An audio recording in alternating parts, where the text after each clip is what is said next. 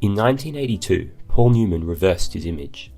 His performance in The Verdict as Frank Galvin, a drinking attorney, is one of doubt, desperation, and all-round panic.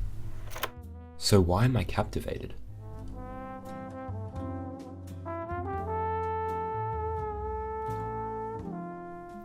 This is a man beaten down by the forces of corruption, framed in a high wide-angle shot consumed by the court.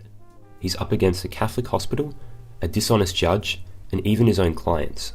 But the real one Galvin stands before is himself, his past demons, and the struggle to be righteous. It's the emotional foundation Newman and director Lumet knew they were after. But pulling it off required extensive rehearsals. They analysed the screenplay in order to pose questions about the character's psychology, expanding his arc from disillusioned lawyer to a man fighting for redemption. As Galvin reaches out to the jury box with tired vulnerability, Lumet, slowly zooming in on the performance, thematically paces the film around this journey. Rather than focusing on the legal case itself, they build to this moment, the climax of an internal struggle. For me, it's a powerful scene, the camera moving close up with shallow depth of field on wandering eyes. Here Newman shows us ourselves, not the best parts, not just what we'd want to see, but the whole picture, what it takes to be righteous. In my religion, they say act as if you had faith. Faith will be given to you. If.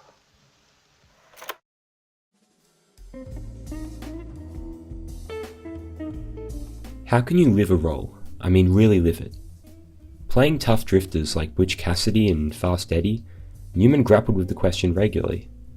Though he was trained in the method under Lee Strasberg, it wasn't until Galvin that Newman could reflect the character from within.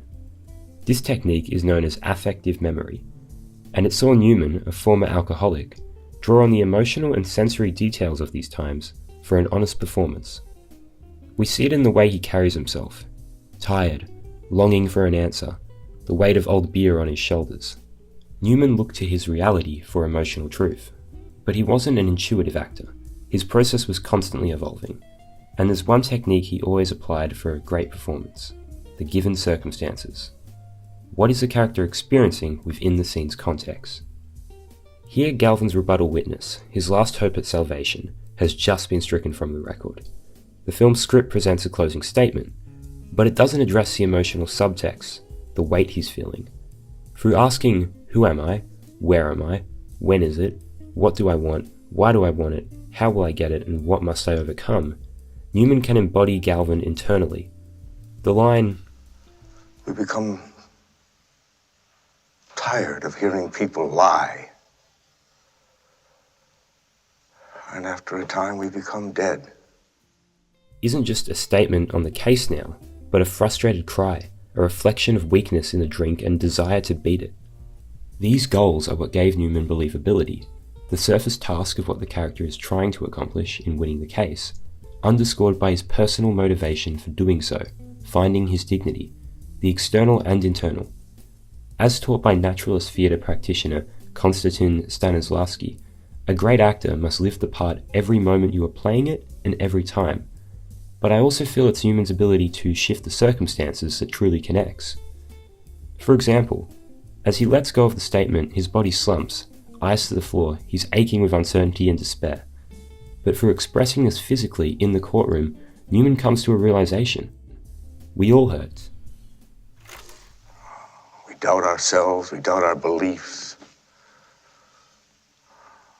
We doubt our institutions. A somber line on the page, now understanding, even hopeful. That was acting teacher Stella Adler's method of imagination, and at the time it conflicted with Strasberg. Yet here Newman combines both, imagining his world for a clear transition in tone.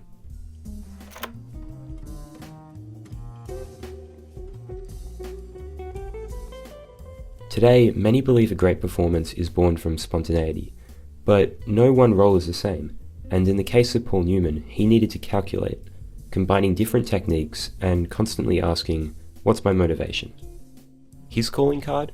What makes his performance so great? Perseverance.